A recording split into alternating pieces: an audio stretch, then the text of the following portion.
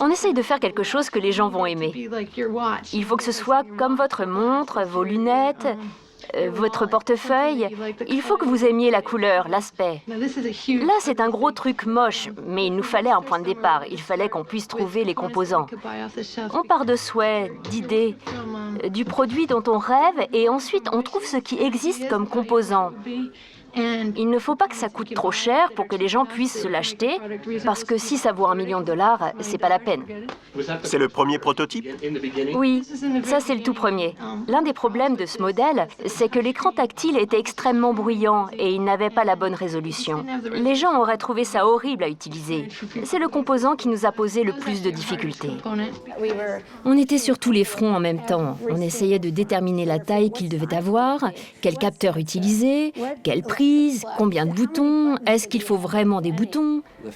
On avait le sentiment que tout était possible, qu'on pouvait viser aussi haut qu'on le voulait et qu'ensemble, on y arriverait.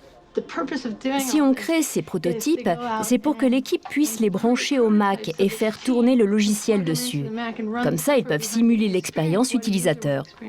Il y avait différentes personnalités, mais chacun était comme une petite centrale nucléaire, toujours en train de travailler pour résoudre des problèmes complexes.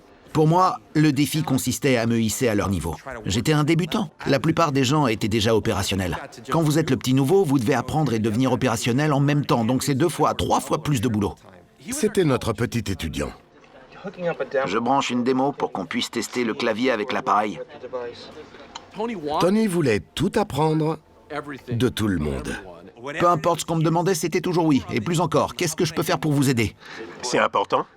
Oui, si vous voulez brancher des disques durs ou des trucs dans le genre, c'est hyper important.